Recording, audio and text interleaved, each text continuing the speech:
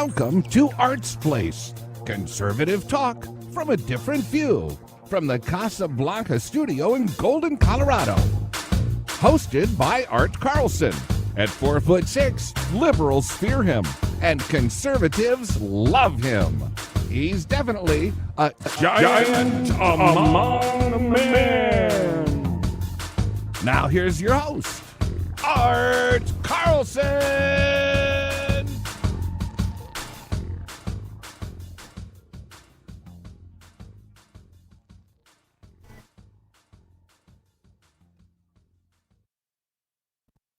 What must be what? Must it be reconciliation? What must be what? Immigration. A pathway for citizenship. There needs to be a pathway for citizenship. Whether it can be an immigration remains to be seen. What is your lady about the Olympics? What must be what? What must be what? What must be what?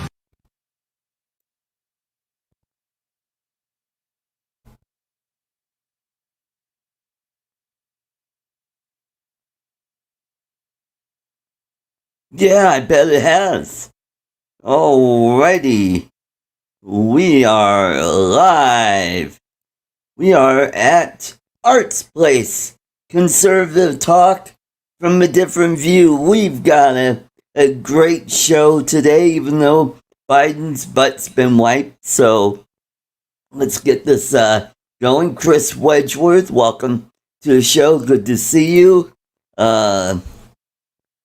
We've got a lot to talk about. We're going to talk about, let's see what, let's get my notes here.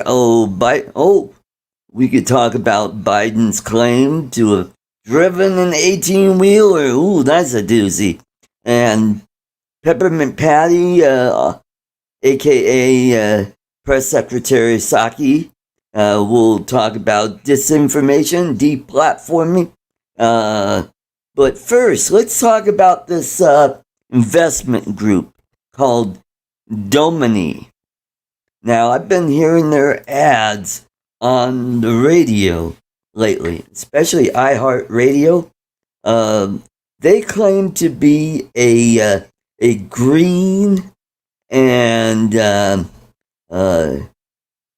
what is it? Oh, social justice action investing, where they don't invest in companies that actively drill for oil, dig coal, natural gas. They're not going to invest in those companies. And they're all about social justice, racism, to combat racism, because everybody wants to invest in investment firm that, nobody wants racism. So let's get my host up all the way from Muskogee, Oklahoma, the diminutive or the demure, Lloyd Mendenhall. Welcome, Lloyd. Hey, Art.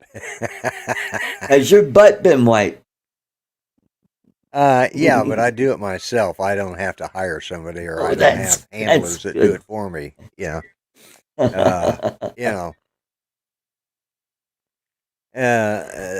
I don't. He's no longer the commander in chief. He's the commander in senility. Yeah. Yep. Or senility too. Senility, yeah. Yeah. however y'all say it up there. Hey, by the way, that was a joke. I don't think he actually said that. I think that was just a funny thing that somebody did on YouTube. It was just so funny when I saw it on Facebook. It's been bouncing around, and I'm just like, what? Yeah, well, it's it obviously was some editing done there, but he could have said something, and when you take something out of context, which the Democrats are always good at doing, taking stuff out of context, and that it wouldn't surprise me though if he did say that. I mean, he's been saying some really, he's got gems. Stuff. Yeah, he's Yeah, yeah. the whole Oh, thing. boy. The whole thing is he has his moments of lucidity, and then he has his moments of insanity. And uh, sometimes there's stuff he says is just, I mean, it's still I don't agree with it, but he is very clear and concise. And then there's those moments that aren't. I mean, he's fast approaching 80 years old, and he's becoming more and more frail. And you look at all the presidents; they've all aged. I actually saw one of George W. the other day, a video of him that he hadn't been heard from much, but I saw, my God, he's getting a little long in the tooth too. He's starting to really, Mm. when they Well, how about Bill drop out Clinton? for. Yeah, Bill well, Bill Clinton is Clinton, looking yeah. really haggard. Yeah, both of them are starting to look really. I mean, it's been what He's been 20 out of the years office since '08. Yeah, since '08, and it's been 20 Yeah. years since he was elected. Mm-hmm. So yeah, he's I don't look the same as I did 20 years ago. Same here. Yep. So but yeah, and it's a hard job. I mean, I wouldn't want it, to be honest with you. Yeah, I ran for president, but that was for fun. Mm-hmm. But I just this guy is just not Not operating on all cylinders. right. Yeah, he's a couple cans shy of a full 6-pack. Yeah, so That's right. Yep. A French fry shy of a Happy Meal. yeah, exactly. He's a couple pickles short of a McDouble. Yeah, there you go. And there's more we could go with, I'm sure. Yeah. And also, Biden is also famous for claiming that he has done something like, lately, his latest one, he was at a truck plant. I think it was last week, and he claimed that he drove an 18-wheeler.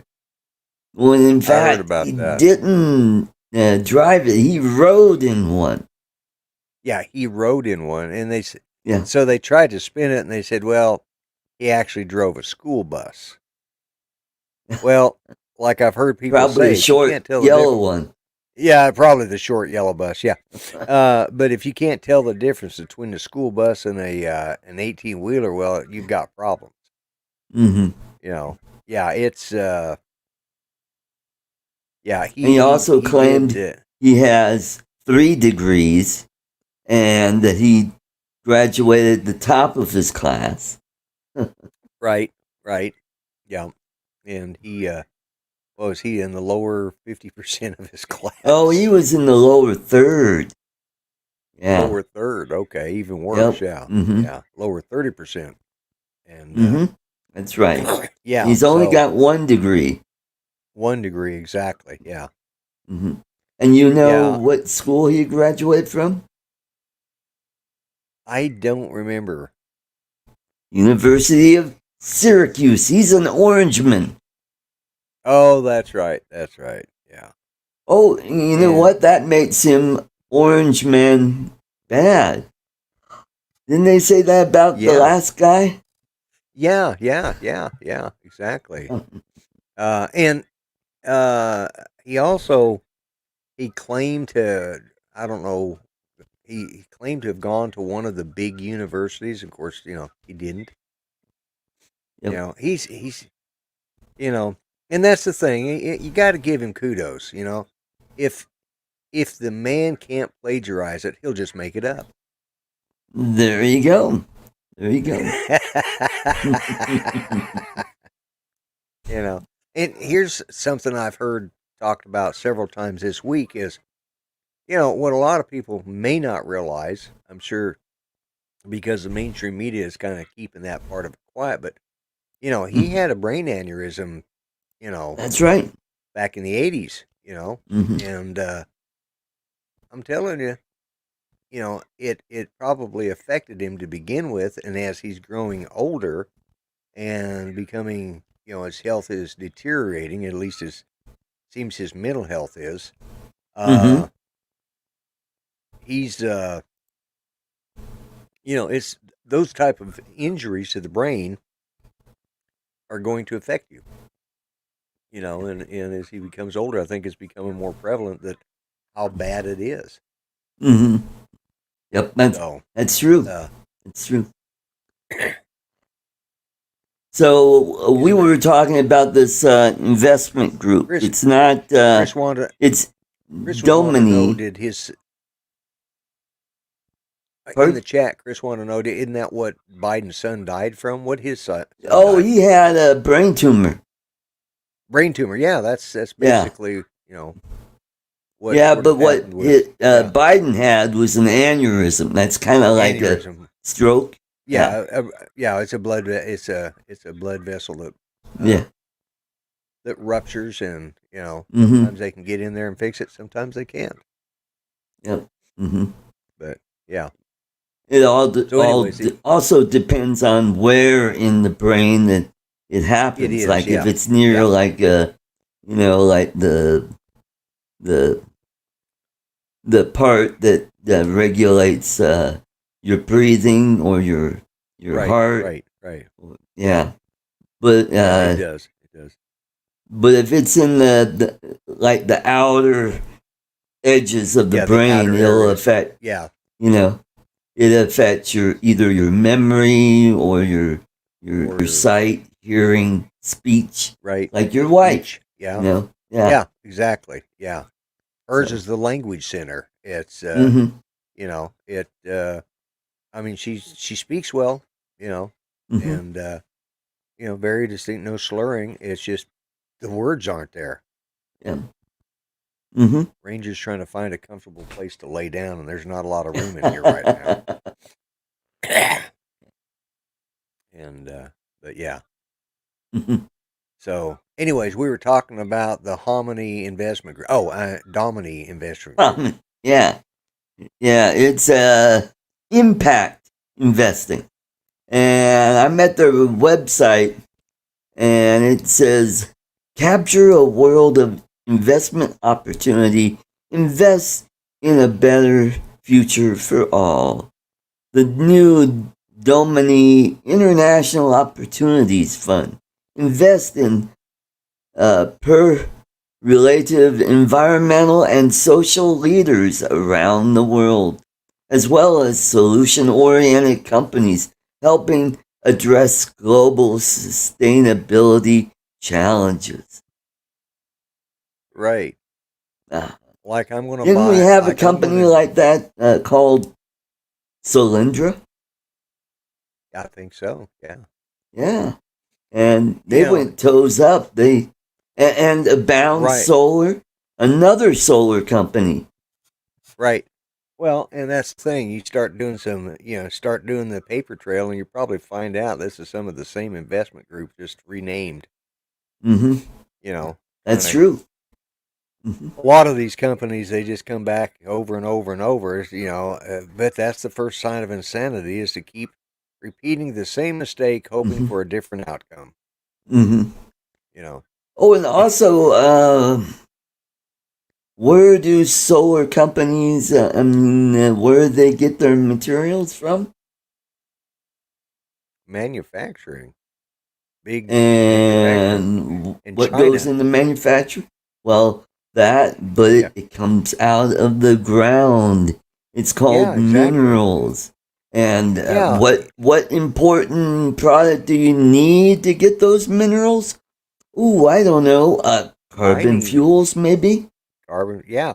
Yeah, everything they do. I mean, the carbon footprint of just, I don't know. I know somebody has done a study on it, but the carbon footprint of putting up one solar panel or one solar array or a wind turbine, what's the carbon footprint on the cost of making that and putting it up?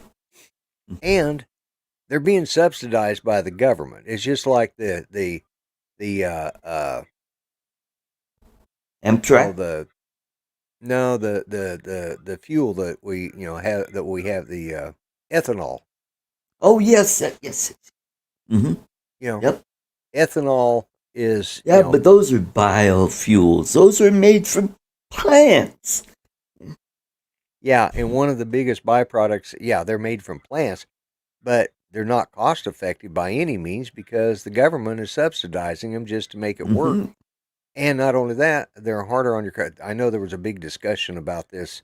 I think on your show last night, I've heard that there was discussion. Yeah, we kind of last night skimmed that a little bit. Yeah, and part of the problem is the byproduct of ethanol. One of the byproducts is not just water, but it's also sugar. The sugars that are in the corn fuels and stuff, they will harm your engine. That's what harms your engine. It's the that's right. We were talking about ethanol and how that screws up your hoses, your your fuel lines and What and this is coming from a mechanic I know.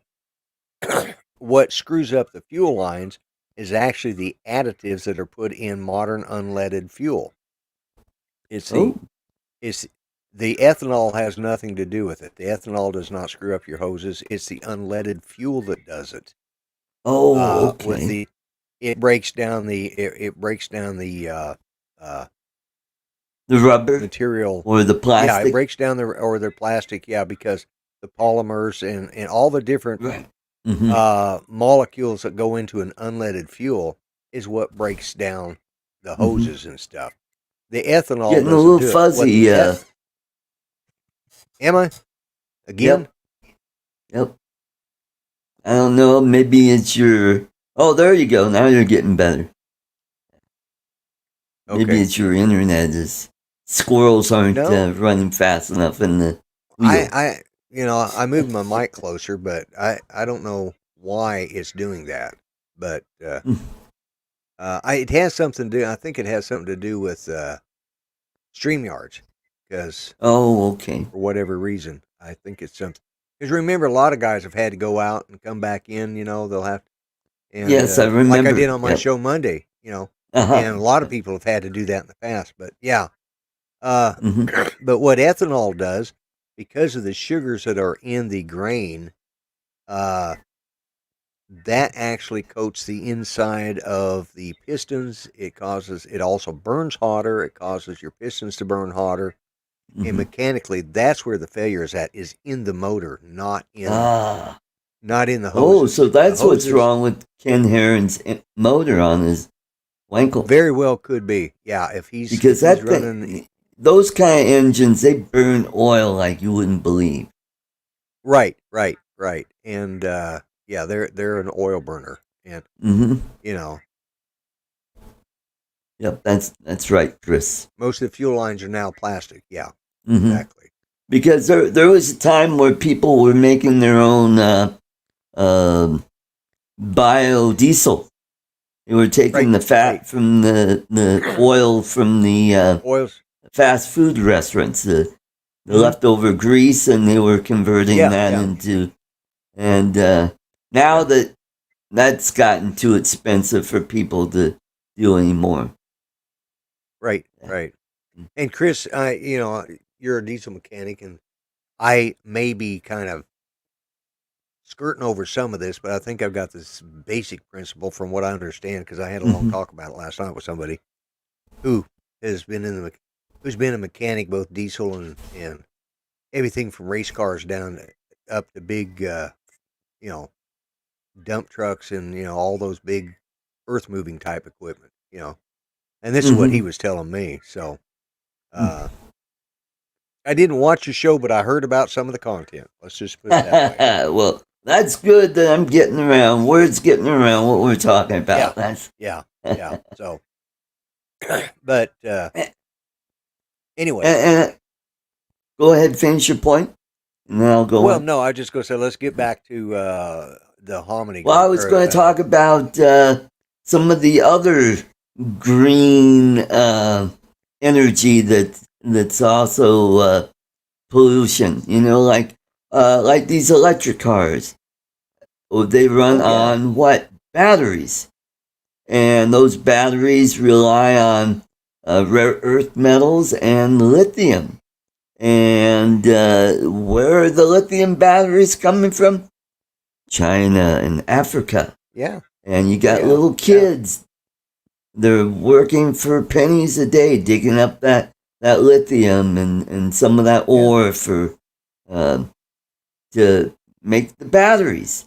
And how about the Uyghurs in China that are being exploited? To make the batteries for these electric cars. They're supposedly, green energy. But where do we get our electricity to make it so we could store? We use fossil fuels. Yeah, and this was something, Greg and I, because I know he was involved with that chat. He and I have gone, you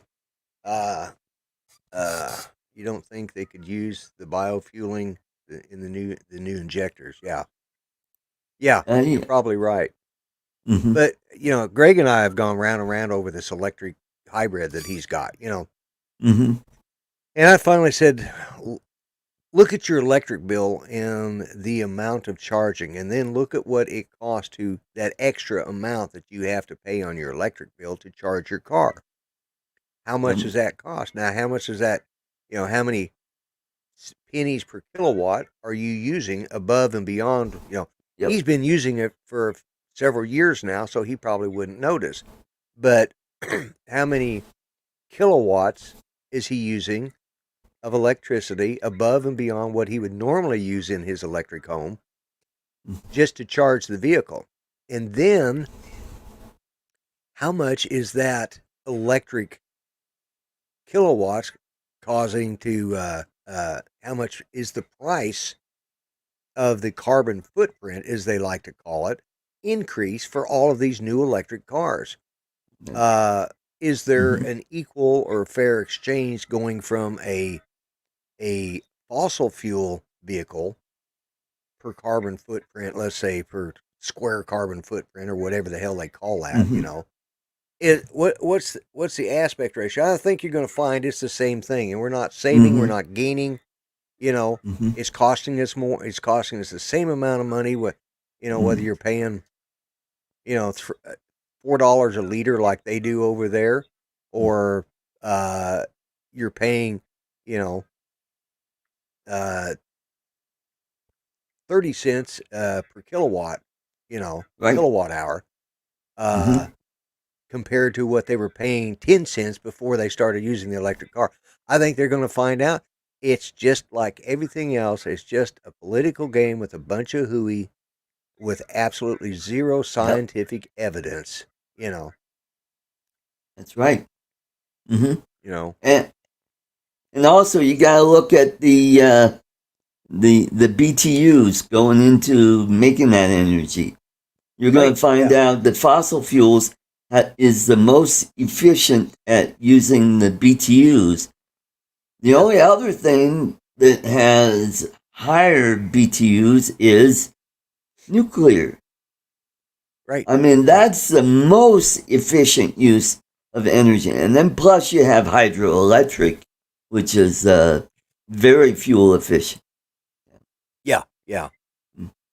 And like Chris says, the disposal of the batteries, That's right. You got lead. Look at the lead pollution that's going to come out of those. Yeah, it's there, and but we can make more bullets from those. Oh, that's true. That's true. To keep the people in line. Well, here's the thing: if we take and melt down our lead batteries, we can start making our own bullets, and that way, we're being ecologically friendly. So anytime instead of exchanging it with my local AutoZone up here or whatever store you go to, Yeah. You keep the battery, you break it down, you get rid of the plastic, you put the plastic in the recycling bin, the plastic on the outside. There you go. Use the acid to kill the weeds, or put it Oh, in a there you sprayer to go. kill the wasp. Yep. There you go. And you can counteract that by throwing some baking soda on it, because that will counteract the acid. That's true. So that'll break if it you're down. if you're cooking your own meth and you need to, I don't know, There you dispose go. of a body, well, there you go. And that makes it better, more ecologically friendly to do that. And Yeah, then you there you save the go. lead to make your own bullets, so that when the bad guy, when the other meth cookers come after you, you can defend yourself. Yeah. There you go. There you go. You can take and spin this crap all Yeah. day long. You just got to spin it from a point of view that you like. And that's what they're all doing. Speaking of spinning, what happens to all those turbine blades? They wear out as well. Yeah, yeah. You know what they do with those turbine blades? I They have no bury clue. 'em. They bury them Why do they bury them? What's the point? because they're made of fiberglass. Oh, yeah. So there's another form of Chris says he picked the wrong environmental profession. pollution. Yep. That's right, Chris. Yeah. I mean, that's the thing. This stuff. Well, just to give you an example of how they changed their narrative, it's no longer global warming, because, like, for us, this is the first time in 2 years that this part of Oklahoma has hit over 100 degrees in 2 years. Wow. Which, and it only lasted, and we have 4 hot weeks out of the year, our hottest, which are the last 2 weeks of July, first 2 weeks of August. That's historically always been. We've had 100 degrees in September.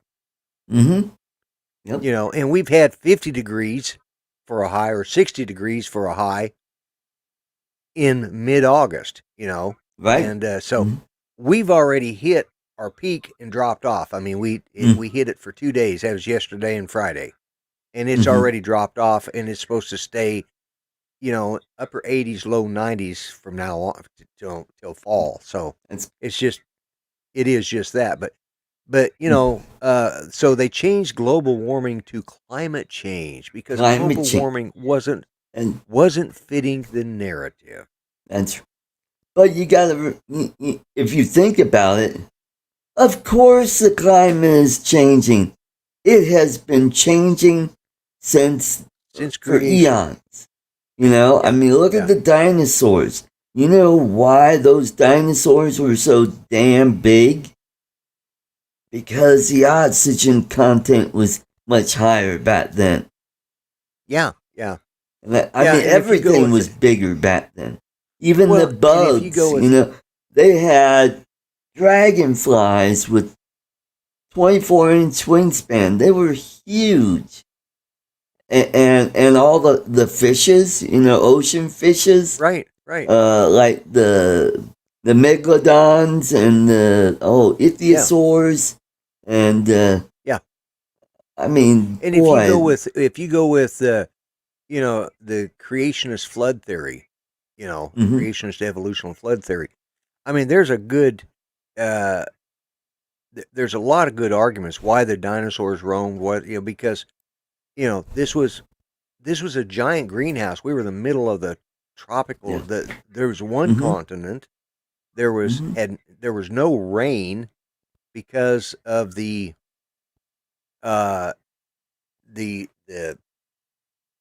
atmospheric bubble that was around there. Everything was, just humidity and all of that. And whether and you can say whatever arguments you want, but if you go with the creationist point of view, you can still add, okay, so let's start with the Big Bang. Well, who's to say the Supreme Being didn't snap his fingers? That would be a pretty big bang. Because there was nothing and now there's something. That's going to be a big bang. So let's go with that. And then we go on to the flood theory. All right. So we have all these creatures that are living there. And then all of a sudden something hits the atmosphere, whether it be, asteroid or God sending comet. down an asteroid or and who sent the asteroid? Biblically, we're talking 5,000, 10,000 years ago. These people, what they wrote and what they understood compared to what we know now are two different things. So their observation of what that was can be completely different. And the good Lord says, this is what you're going to call it, because I don't think I can explain this to you, because they didn't have the knowledge. So let's just go with that. So, anyways, this atmosphere is burst. Everything starts coming down now because you've got this bubble, this greenhouse effect bubble that had caused this. It hits, it floods. There's evidence of the flood. And now the atmosphere has a better ability. The cold from space is now able to get in because we don't have that thick layer. Now we have this thin layer of atmosphere compared to what we had before. So now you got the cold of space that causes the ice age, that causes the land masses to freeze, burst, shift, and there we go. Dinosaurs couldn't make it. Man could. The other big influence on our weather is that big burning thing in the sky called the sun, because the sun goes through cycles as well. Absolutely. It goes through a dimming and brightness cycle, and they get sunspots, which and solar flares that changes our atmosphere. 1977, the observatory outside of Tucson, Arizona, because I was living there then, they had a big radio announcement about the cooling of the sun and the effects it was going to have. We were going to have heating up, and we were going to have cooling down, and eventually it would lead into the next ice age. Well, now a lot of people are saying the next ice age is coming because the polar ice caps have started melting. That's diluting the oceans. It's diluting the oceans, which is causing the Gulf Stream to shift because the warm waters and the cold waters, it follows that track, and as it dilutes it, you're getting less saline in the water. So, you're getting less salt in the water, so that's causing it to track differently. So, and eventually, that's going to affect our tides, our everything, and eventually it'll be an ice age. Which is exactly what they predicted in 1977, and that's based on the cooling of the sun. Had nothing to do with man-made pollutants or greenhouse effect or blah blah blah blah. It had to do with the effects of the sun and how it reacted to the earth. Now it's a whole different story because it's an agenda called socialism. Yeah, and socialism is about control. If we could scare the people into thinking the sky is falling, then they could control the people and mold their their outlook on the world. To steer them into a singular outcome. I mean, George Orwell talked about that very thing. You look at 1984 and you start looking at the robotic way that everybody's thinking, and you've got Big Brother listening. Everything that George Orwell talked about, or it's not to that extent yet, but it's happening. I mean, we're in the middle of the beginning of the Orwellian period of human history. Right. And so big government, Big Brother. That's big right. Socialism, social justice. Yeah. So. All right. So remember last week we were talking about how the White House wants, they're colluding with the tech industry. Right.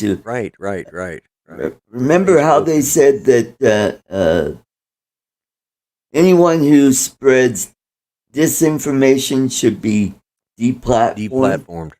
Yeah. Well, if they did that, you'd have to wipe out half the Democrat Party. I mean, look at what Swalwell said about Donald Trump with Russian collusion. Who's that idiot that looks like Andy Kaufman? That schmuck from California. What's his name? He was going on and on. Oh God, Adam Schiff. Adam Schiff. Yeah, Schiff. Yeah, he was going on and on about Russian collusion, and it all started from the Golden Showers video that never happened, and they were able to. And then the FBI is in on this. They got a judge to okay a warrant on information that was nothing but lies. Yeah. The FISA warrants. Well, look what the IRS is doing right now. Mm-hmm. Yeah. The IRS was going after Tea Party people back in the during the Obama administration. Now they're doing it again. They've released Donald Trump's tax returns and there's this current administration, and I'm looking at like the idiot that is the head of the Joint Chiefs of Staff. That guy's an idiot. Oh yeah, General. What's his name? Mills. No, that's General or Millwood or I don't. Yeah, I can't remember what his name is. Yeah, and he's all about this, racist. He needs it. Yeah, racism. I need to study this white rage. Yeah. And he's just like, and of course, Obama started replacing these generals back when he first got into office, right. And that's what and that's the way you do it. That's I'm sure every time Castro had a general that disagreed with him, guess what? That general was gone, if not dead. Yeah. Oh, look at what Stalin did with his generals. He did the purges back in the 20s and 30s. Yeah. Yeah, exactly. Yeah. Mm-hmm. Yeah. And we've done the same thing. We're doing the same thing. We've allowed it to happen. Rush Limbaugh got a lot of people started. Got a lot. I started listening to Rush in 92. It was one of my bosses that turned me on to him. Yeah. I started listening to him back in, was it 88? Yeah, that's when he started. Yeah. Mm-hmm. Yeah. I started, first couple of times, they started carrying him on our local radio, and it's like, I was in our truck or one of our cars or something. This guy come on, listen to this guy. My God, this guy is annoying as hell. Yeah. But he kept saying, give me 5 days or give me 2 weeks or something like that. Mm-hmm. Listen to me and when you can. And so I started, and pretty soon, next thing I know, I own 2 of his books, his first 2 books. And I was the same way. I kept hearing about Rush Limbaugh as this racist bigot. And then when my boss Kelly started playing it at work, you go on and on. This was, I was a pro-choice guy back then, and I started listening to Rush, and every time he talked about abortion, I thought, oh God, I always cringe. I go, you're going to kill the Republican Party, because if we start talking about that, people are going to, and you know what? For a while it did, but you know what? Yeah. As time went on, I started listening to Rush, and I came around, and now I'm a pro-life person. Well, I was always pro-life, but I also felt that oh yeah. I was taking a 49-foot trailer to Sacramento when I heard him on the radio. Everything he said made sense. Yeah, Mm-hmm. And I started, like I said, I was always pro life. I have been since the 70s, but I also felt that, like you, if we put that as one of the planks of our platform as the Republican Party, it was going to kill the party. Yeah. I just thought it would cause a defeat that was, unprecedented. Yeah, it was And called the three-legged stool. yeah, You know, exactly. it was abortion, Social Security, and then something else. Yeah, I don't remember what the third leg was. Yeah, but it Yeah. it was one of those things that I always felt it was wrong, but then times started changing, and I mean, I go back and you look at old videos and stuff from YouTube from back in the uh, I'll go back to the even this some of the old videos that somebody has redone or play, from the Mm-hmm. 70s. We had we religion was a big thing in Mm-hmm. America in the 1970s. In the Mm-hmm. 1950s and 60s, early part of the 60s, everybody went to church on Sunday, and Yeah. Sunday dinner was roast beef around the table with the family. The preacher Mm-hmm. sometimes got invited over for dinner and whatever. And Mm-hmm. then in the 70s, we had the Jesus freaks and everything. Uh, and that's what they called themselves, Jesus freaks. Mm-hmm. And now it's like Bible thumpers. Bible thumpers, yeah, but I mean, we're Yep. talking about the hippies that they went, they were stoned, but they were seeing Jesus. So Yep. Mm-hmm. uh, Mm-hmm. I remember them, and the Bible thumpers sort of came around in the '80s when they finally did. Jesus was no longer cool, and Mm-hmm. then you got these hellfire and brimstone preachers that were Bible thumpers. Those were the more serious, your Mm-hmm. Pentecostals and Southern Baptists. But it was still talked about all the way into the '90s. Mm-hmm. And then Yep. in the and look at, we're coming up on the 20th anniversary of 9/11 here in a few Yep. here in another month. Mm-hmm. Yep. Just another month, because it's the first day of August. Yep. And so, Oh, by the way, happy Colorado Day. oh, okay. Is this Yeah, the that's the date that Colorado became a state in you know, I 1876. I knew it was 1876. I just didn't remember what day. Mm-hmm. But yeah. But I mean, there again, uh uh things have gone, but I so with Rush Limbaugh, going back to him, one of Mm-hmm. the things was I felt there were certain things you didn't talk about. But as I said, that in 2001, 20 years ago, is God Bless America, God Save America. I saw, Mm-hmm. you're seeing videos pop up now that are starting, of how the British reacted, and you know, and it's still, uh, uh, like when it's, we've just gone to the opposite extreme, Yep, that's right. to Mm-hmm. where you can't even mention God's name anymore, Mm-hmm. for fear of offending. Oh, people are getting offended by the littlest damn thing. Yeah, It's just yeah, getting crazy. You know? yeah. I've been watching the Jeff Dunham podcast, and he talks about, of course, he was talking with Jay Leno, who's doing a Jay Leno interview on his podcast. He's been interviewing Right? people, and Jay Leno is like, okay, some of the, back back in the days, Johnny Carson would say somebody was a little light in the loafers. You know, Yeah, you can't say that now. That's offensive. Okay, so that's we've right. learned from that. We Mm-hmm. don't. But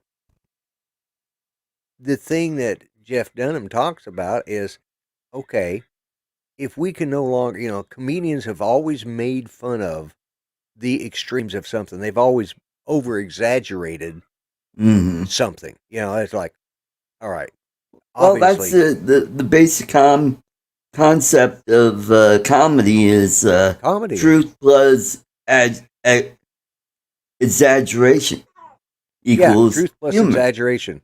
equals or humor. a tragedy and Or yeah, exaggeration. right. Yeah, and that's. I think my son is out mowing the yard. I think is what's going on. So. It's about time. You know the whole.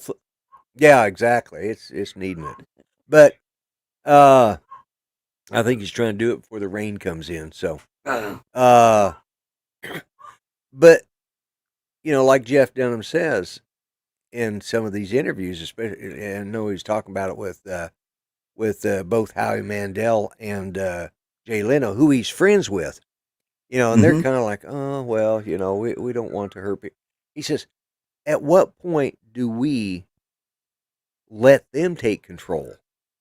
When do we become, do we stop all comedy now? Yeah.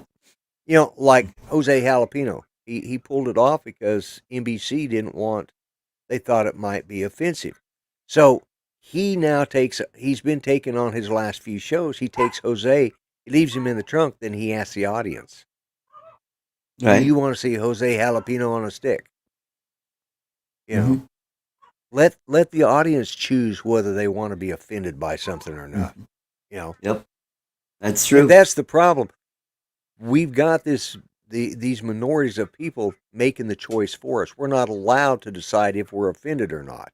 Because, just like the whole Black Lives Matters thing is all about, we've got a small group of socialist social justice warriors out there, usually whites that are rich and have these and they feel guilty. Mexican.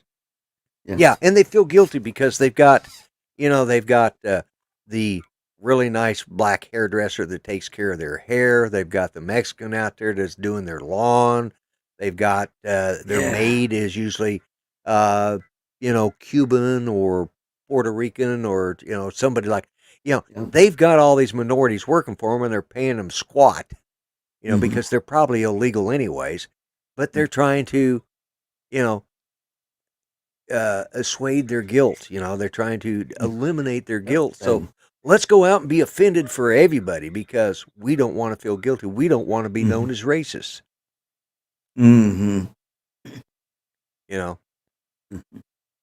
That's right. Like last night, I played a clip of my comedy that I do for the members only people. So I'm doing something a little different. I'm going to start off with Artco with at least 5 minutes of comedy. So I brought out one of my videos for the members only, and one of the things I say is, if you're offended, too bad. Yeah. Well, and that was the thing. You went to these comedy clubs to be offended. Look at Gabriel. Is it Gabriel Iglesias? Yeah. Fluffy. Or Fluffy. Yeah, or Fluffy. Yeah. Look at him. One of his best stories that he tells is he sent a racist gift basket to a black friend. It had watermelon. It had fried chicken. What says humor than a basket of watermelon and chicken and yeah, and it was hot chicken. It was a huge basket. And of course, the gal up front was black. And he had to pay her quite well, but and it was a good friend of his. And they happened to see the signboard up there. They were in town, so he stopped by the hotel and decided and of course the guy was doing great until he looked at the gift card and it looked like it was from the Klan. And it was it was a Chamber of Commerce gift card, but it looked like it was made to look like it was from the Chamber of Commerce, and all the members of the Chamber of Commerce were Klan members. And he was freaking out. And then when the door knocked, he thought, oh, crap. And if you get a chance to see it, and then the guy comes back the guy that he pulled this on actually shows up. This happened like 6 or 7 years before. The guy shows up at his and comes on and tells the rest of the story from his side of how scared he was. Like, oh, and he says, that was the greatest prank I've ever had pulled on me. Yeah, I got, as a black man, I got a racist gift basket. Funniest thing. But he's a comedian, Mm-hmm. and, we're too thin-skinned, That's true. That's true. And it's okay. I'm a fat old white guy that doesn't fit the, I'm part of that group that we don't understand. Us fat old white guys, I'm we a don't short understand. white guy. Yeah, but you got a special thing going on there. You're a little person, so you get to claim anger over being vertically challenged. Well, you know who Brad Williams is? Yes, He's a dwarf comedian. Oh yeah. God, one of the funniest bits that he tells about is when he was a young kid and he pissed off his dad, and what he would do is his dad would pick him up and sit him on the counter and walk away. And he's like, oh crap. How the hell am I going to get down from here? I'm screwed. And I thought, when I heard that, that just hit me so funny. Of course, there's no chair, there's nothing that, you could jump down, maybe break an ankle or. Right, exactly. Mom! One of my favorite ones, of course, I'm a big fan of Jeff Dunham. Obviously, all ventriloquists are I've always been a fan of ventriloquists. Is where he does, Jeff Dunham is doing a show for whatever, and he had one of the acts coming on. It's a variety show of some sort of fundraiser. Jeff Dunham is producing the show and the opening. Anyways, he comes out. He says, whose bright idea was it to book the midget for the Jeff Dunham show? He says, everybody back there is worrying about their axe. He says, I'm worrying about where Jeff's going to put his hand. And then at the end, Jeff Dunham picks him up and puts him on one of the cases that his puppets are on, and they take a picture together. And Jeff says, I'm going to hell for this, aren't I? He says, yeah, probably, but that's okay. Let's take the picture. And Brad Williams takes the picture, and it's, he's got Walter on one side, he's got Brad on the other side, and Jeff Dunham in the middle. And it looks like he's got two puppets. He says, I'm worried about sitting on Jeff's seat. Oh, it's hilarious. And but you got to laugh at that guy. He's taken his I don't know that it's a disability. I can't say that. Yeah, it's a challenge. Maybe it's a challenge. You can't reach shit that's above your head, and it's like, that's okay. I can't get shit that's under my bed. Well, you know what? I'm kind of the same way too, because I don't bend very well. But right. It's like all the cupboards in my house, I don't have anything in them. It's like, because I can't reach them. Exactly. Unless I have a stool. I've got one of those step stools in my kitchen that I move around to wash the dishes and cook my meals and all that stuff. And or get something out of the freezer. I gotta have a step stool so I can reach up there and. But it's all called about adapting, and that's how you get through life. We all have challenges. I spent 6 years in a wheelchair. I know what that's like, not being able to reach stuff and do stuff. I understand that, but we live with stairs were a bitch for you. Oh God, yeah. I'll tell you what I hated. You know what I hated? The friggin' handicap adapted bathrooms. Oh, me too. Because they're the worst. Yeah, those seats are too high for me. Well, they're too high for you, but they were, But the they make stalls a weren't great big enough. sink. They make a Oh great yeah, sink, though. yeah. I love that blue Yeah. water. Oh yeah, the blue water's Hey, great. but I love the bars in there because it's like an Olympic sport for me. I could swinging get up back on and forth. there and I could do a flip and go ta-da! Yeah, I exactly. made it.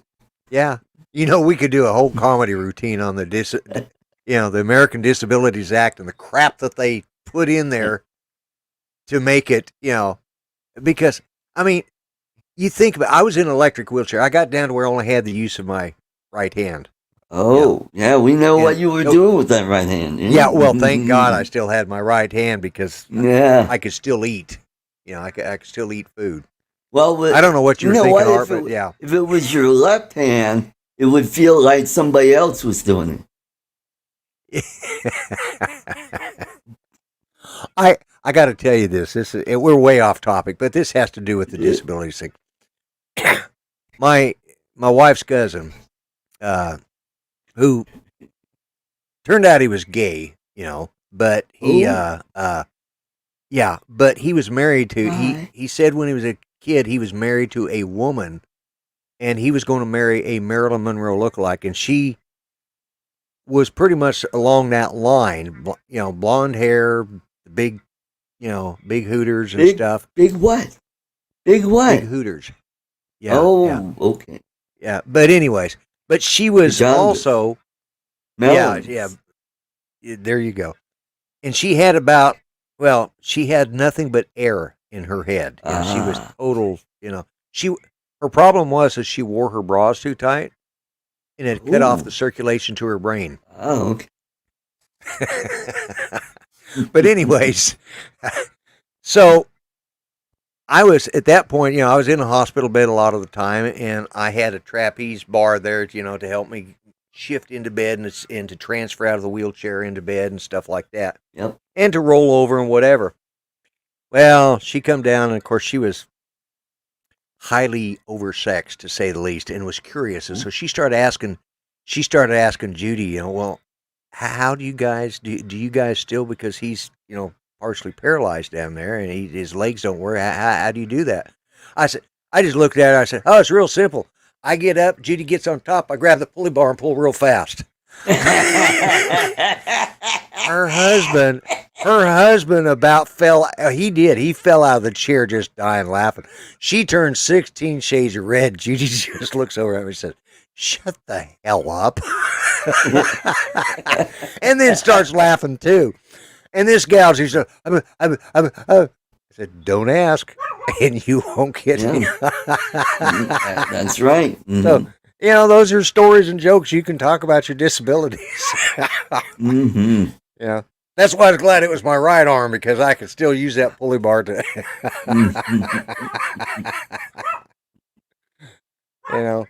But that's the problem. I could laugh at that stuff. I could, I could make jokes about it. I never asked why me. It was just something that was part of life. I didn't need the social justice warriors going out there and fighting my fight for me. Yep. I fought my own fights if I needed to. Yep. Yep. I'm with you, brother. And that's it. These other people, these rich, white, privileged Democrats or liberals, and that's what they are. They're a bunch of rich, privileged liberals that are feeling guilty because they've got something, and they've got it on the backs of the downtrodden. The people they're supposed to, they want those people to stay downtrodden because that's how they get their cheap labor to work in their factories into, that's why they're, that's why they're letting them through the border, so they have somebody to run their factory when COVID, Isn't it funny? It's okay for Mexicans to come in, or Guatemalans, Hondurans, but not okay for Cubans. Cubans, yeah, that's right. Because Cubans, you know want why? democracy. Because Cubans vote Republican. Republican, exactly. Yeah, that right there is a perfect example of the double standard perpetrated by this ridiculous bunch of idiots. And I'm just hoping next year is going to be a much better year for America, for the United States. Yeah. You know, I hope so too.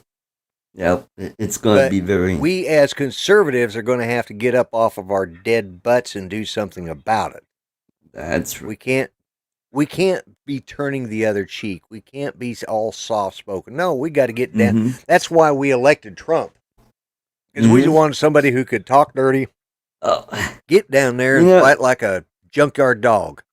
I've been saying this for 12 years. When I got into politics and I looked around and it's like, what the hell is wrong with you idiots? If you want to win, you got to fight to win it. You can't just be like, oh, well, I'm a nice guy. We don't want to lower ourselves to their standards. We don't want. But you know what? There is something to that. We got to get to a point, but we don't want to get real nasty like the Democrats do. We need to be rough, but not, over the top rough. Like they are. I think we need to be as tough as we have to be to get the job done. That's right. But I think we need to. All right. We have values, okay? Mm-hmm. We as conservatives tend to have values. The far left social justice liberals do not have the values that we do. They purport to have values better than us. They're not racist. They're the biggest bunch of racists there ever were. But we don't want to, and this is the problem with American politics and having basically a two-party system is you swing right or you swing left, We don't have, in our politics. Now, the average American, most of them, could care less if a couple of guys want to do their thing. It's real simple. I don't talk about, other than that little story I gave, I don't talk about my sex life in public. I don't show it in public. I damn sure don't go, I don't get in a straight pride parade, take my shirt off and dance around in Speedos. One, that's friggin' scary. It scares me to see myself without a shirt. I damn sure wouldn't put that on anybody else. So these, and you notice it's always the fat, ugly ones that get out there wearing their leather strap. Oh my God, Yeah. But, but we've got to be, I look at it this way. People say, going back to what was the 80s when, was it late 80s or early 90s when What Would Jesus Do? Yeah. That phrase was a big catchphrase then, What did he do with people like this? He went into the temple and he had a bloody fit with them. He picked up tables and tossed them around. And that's right. Them and he fought like a junkyard dog, Yep. And that's what we need to start doing. Yep, that's right. That's right. We do not have to we don't have to go out and try and kill people. We don't have to try and burn down the house or burn down the village or burn down the cities. We don't have to, and the crap that happened in the Capitol building in January, it's no worse than what they've done anywhere else. Look at all the people that have attacked the FBI and the federal government buildings and stuff. They're not being prosecuted, but because our people took over the Capitol building, well, it's just another friggin' federal building, but yet that was a bad thing. And I agree, it was a bad thing, but short of insurrection and anarchy, I think we need to do what we got to do to get the job done. I don't support anarchy. I don't support insurrection. I don't support, I don't support the burnings, the killings, all of this stuff, But I think we got to call a spade and a pitchfork a pitchfork, Yeah. Well, and that here's comment the, about a spade being a spade had nothing to do with racism, by the way. For those here's who what might be offended. separates us from liberals. You know, liberals look at us as bad people, evil people. Right. Now, Yeah. our side, we don't see it that way. We just see bad ideas. We don't see bad people. We Right. see Right. people with bad ideas, and we think their ideas are pretty much evil ideas. But we don't think of the person as an evil person. And that's what separates us from them. Yeah. Well, Lloyd, we've done a little over an hour. We're about an hour and 10, 5 minutes. Yeah. And I want to thank you for another great show. We didn't have the big crowds as last time. Maybe next week or the week after that, I will promote it a little more. I didn't do a giveaway this week because, you know, Chris was the only one in the chat, and, you know, I... But if, we need to start spreading the word on this, and I'm going to have to do a video and say, hey, you know, come on over, check us out. I do a giveaway. I give away some really great toffee. Check us out. You'll be at least entertained, you know. That's one thing about this. So thank you very much. Being here, and we appreciate him being here too. Yeah. Okay. And any last words, Lloyd? Just what I say. Be kind, treat each other better than you would treat yourselves. Remember, everybody matters. Even old fat white guys like me and short little guys like you. We all matter. God bless, God help the USA, my friends. Take care, everybody. Catch you next time. Bye-bye.